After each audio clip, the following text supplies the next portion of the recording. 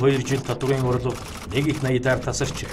2013 он төсвийн орлого 1.180 төгрөгөөр 2014 онд 1.380 төгрөгөөр тасарсан. Улсад бүртгэлтэй 54 мянган аж ахуйн нэгжээс 27 мянган хаалгаа байсан. 24 мянган үйл ажиллагаагаа дөнгөн данган эрхэлж байна. Иргэдийг илгээр нь хэвтүүлж байгаа эдийн засгийн хямралыг хэн, хизээ, хэрхэн эхлүүлв? Одоо байгаа нөхцөл боломжоос бид нэр хавьгүй дээр ийм өчнийг бий болгочих байсан. Нүүд бидний өөрсдөө хийсэн эдийн засгийн хямрал. Оюут толгойн үржилгээ 250 сая Америк доллар авав. Оюут толгойн төслийг хэрэгжүүлж эхэлснээс хойш бол ерөнхийдөө эдгээр намын эрх баригч хүчнүүд хоорондоо өрсөлдөх эсвэл тодорхой нэгэн бүлэглэлийн сонирхлоор улс төр хийх замаар тэр гэрээг шууд буруутгах эсвэл магтах ийм хувилбараар явж эхэлж байна. 2009 оны 10 дугаар сарын 20 төрийн ордон Санжин баярын тэргүүлсэн стандарт тус засгийн газар дэлхийд тусгүй гэх оюут толгойн ордыг эдийн засгийн эргэлтэнд оруулах шийдвэр гаргаж гэрээнд гарын усыг зурлаа. Нэг хэсэг нь энэ гэрээг түүхэн гэрээ гэж алтан үсгээр бичиж байсан бол харин нөгөө хэсэг нь улс орноо ламбард нь тавилаа гэж халаглаж байлаа. Гэрээний бэх чатаагүй байхад баярын засгийн газар оюут толгойгоос 250 сая Америк долларын өрчилгаа төлбөрийн эрхийн бичиг авсан тэр үеэс эхлэн ирээдүгээ харж холж ухаанаар хандах бус олсон хэдэн төгрөгөө гарын салаагаараа урсгаж эдийн засгийг хүндрүүлэх хэхлэлийг тавьсан гэж судлаачид өнөөдөр шүүмжилж байна. 250 сая Америк долларыг босгож чадсан ч харамсалтай зарцуулалтыг буруу хийж өнөөдөр бидэнд үлдсэн сэтэрхий тэвэн шалга эрх баригч намууд их орны хишиг хүртээх бэлэн мөнгөний амлалтаа биелүүлэн дээрх мөнгийг 21, 70, дараа нь 50 мянга гэсэн шатлалаар эргэн бүрт тараасан юм.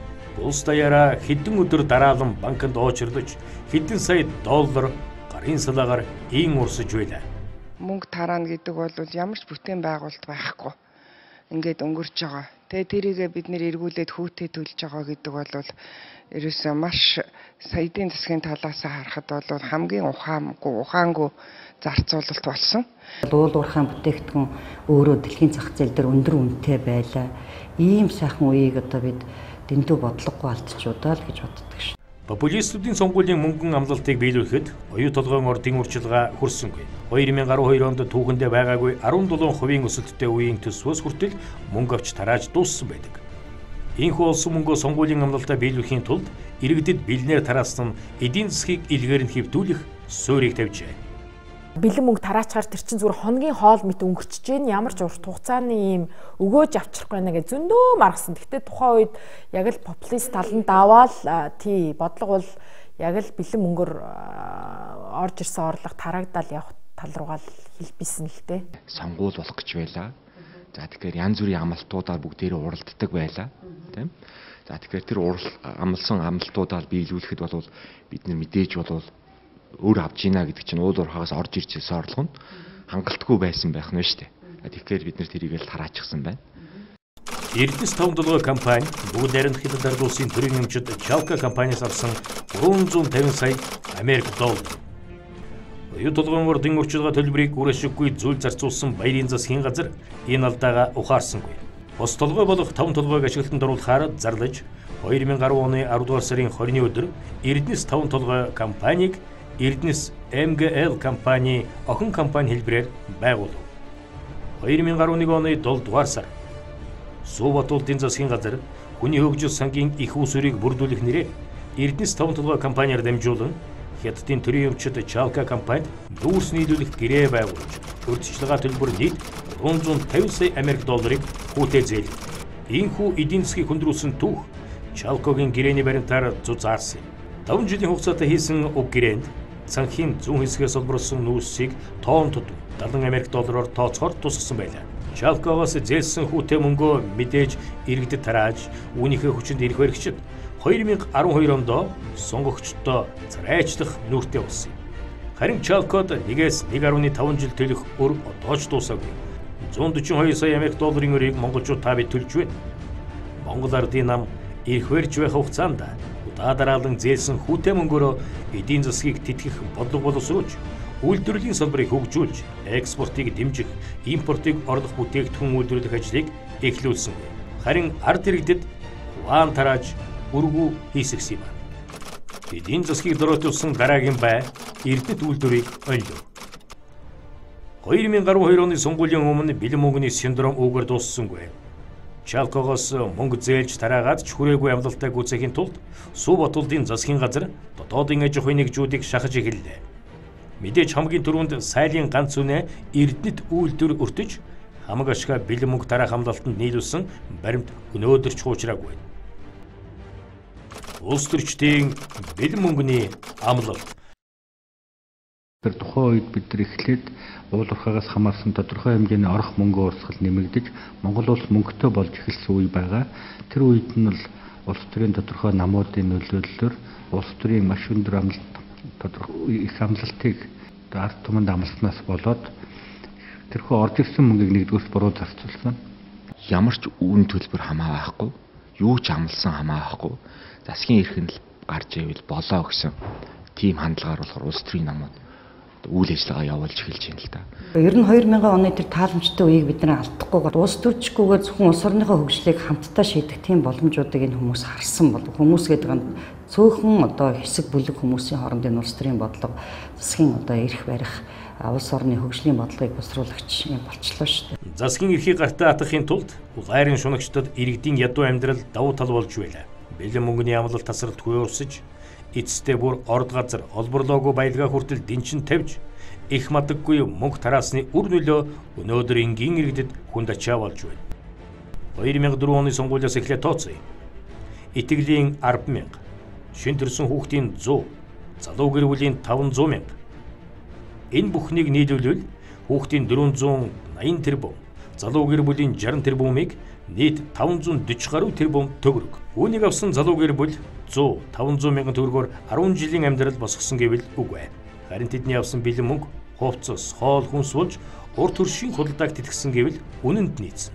Тэгвэл 540 тэрбумаар юу хийж болох вэ? 50 ширхэг эмнэлэг. Энэ тооны цэцэрлэг барьчихж дөнгөх байлаа. Тэгсэн бол аав ээжүүд цэцэрлэгт хүүхдүүдэд оруулах гэж хонон өнжин дугаарлахгүй. Өвчтөе хүүхдээ тэрвэрэд эмнэлгийн шалан дээр эвтэхгүй л байсан. Тухайн үед бол одоо тодорхой хэмжээний үүсцэн байсан хүний хөгжлийн санд одоо хуримлагдсан байсан мөнгийг тухайн үед нэг их найд төрүүлсэн байна.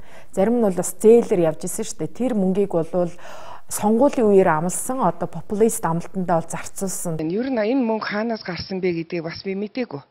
Бид нар мэдээгүй, ард түмэндээ мэдээлээгүй гэж бодож байна. Зүгээр л одоо ерөөсөө 2 жилийн өмнөөс одоо ингээд л тараах ажиллагаа эхэлсэн. Хүний хөгжил сан байгуулагдсан 3 жилийн хугацаанд нэг их 8900 тэрбум орчим төгрөгийн санхүүжилт хийжээ. Өгнийн мөнгөөр Улаанбаатар дэлгэхэд сар бүр 1 тэрбум төгрөгийн өртөгтэй 1 км автозам барих маягаар нийт 900 км зам тавих боломж байж. Тэр хүний хөгжил сан өөрөө 1.1 их 80 төгрөгийн өртөө байх жишээтэй байгаа байхгүй бид нар бүх дансыг улаатал. Тэр 1.1 их 80 төгрөгийн өртөө тийм сан та болтлоо бид нар түгээлт хийсэн байна шүү дээ. Тэгээ энэ бүх төсвөө хит хурдцлагаар тэлсэн. Дээр нэмээд юм халамжийн түгээлтийн мөнгнүүдээс уулж нийтийн цогөөрөө уналтын байдалд орсон. Энэ уналт бол хизээ гисэн мэхлээр үр урхаг нь эхний их үүсвэр нь 11 он тавигдсан. Өнөөдөр бид нар үр шим хийн үзэж байна. Гадаадын хөрөнгө оруулалтыг хязгаарласан хууль батлагдав. Хөрөнгө оруулагчид Монголоос дайжив. Гадаадын хөрөнгө оруулалт дээрээс нь төрийн байгууллагуудаас гадны төрийн өмчт компаниудын хувь оролцооч гэдэг юм уу те. Тэр олон хүчин зүйлийг нэлээд хязгаарласан юм хуулийг бид 12 онд яг сонгуулийн өмнө гаргасан. Эннээс болоод бидний тодорхой хэмжээгээр гадны хөрөнгө оруулалт буурсан гэдэг нь бол үнэ. Түүнээс өмнө ч гэсэн бид нар хийсэн хууль эрх зүйн орчны өөрчлөлтүүд энэ уул уурхайн талаар баримтлах бодлогууд тэдний энэ докторгүй байдал нь бол их хүчтэй нөлөөлсөн гэж харж байна.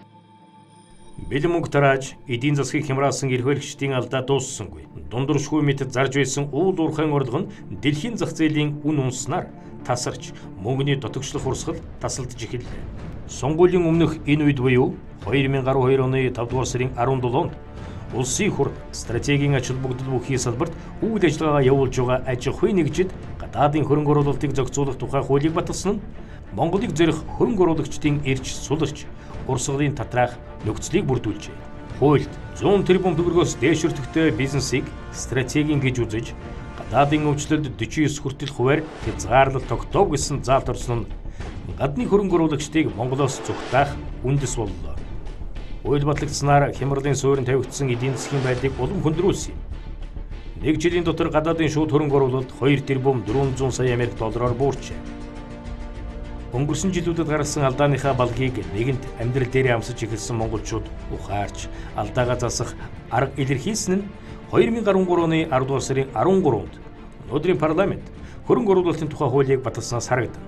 Тус хуулийн 11, 12, 13, 14 дугаар зүйлд гадны хөрөнгө оруулагчдыг 4 төрлийн татвараас чөлөөлж, хөнгөлж, ирээдүйд шилжүүлэх замаар шийдвэрлэнэ гэж тусгасан нь татварын таатай орчин болсон юм. Мөн энэ хуульд гадаадын өмчлөлт 49 хүртэл хуваар хязгаарлалт тогтоог гэсэн заалтыг хүчингүй болгосон нь том дэвшил боллоо.